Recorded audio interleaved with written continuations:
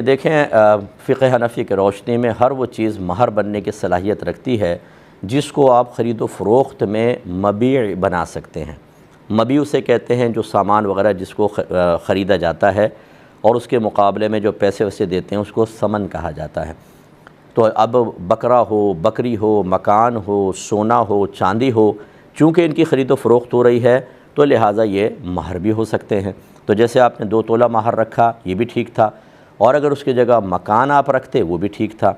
अब ये कि उन्होंने जब निकाह के वक्त ये कहा कि 2 तोला हटाकर मकान में हिस्सा रख दें और आप उससे राज़ी हो गए, तो अब इसका मतलब है कि ये तयशुदा हो गया, वो ख़त्म हो गया, ये तय हो गया।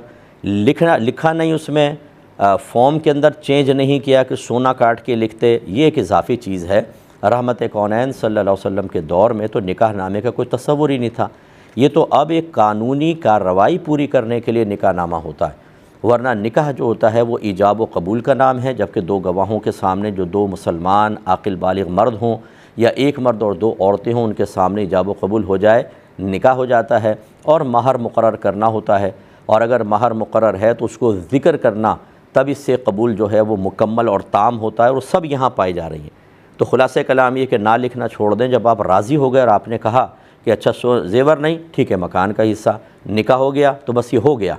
उसमें लिखना या उसको तब्दील करना ये तो फिर कानूनी कार्रवाई के एतबार से है। लिहाजा अगर आप किसी दबाव में आए बग़ैर वहाँ बिल्कुल रज़ामंदी हो गई थी और कोई इसमें आपको हिचकिचाहट नहीं थी, तो बिल्कुल ये महर लाजिम होगा और अब आपको मकान में हिस्सा ही देना होगा। ये उनको मकान में हिस्सा ही देना होगा, लड़के वालों को। अगर आप लड़की वालों की तरफ से हैं तो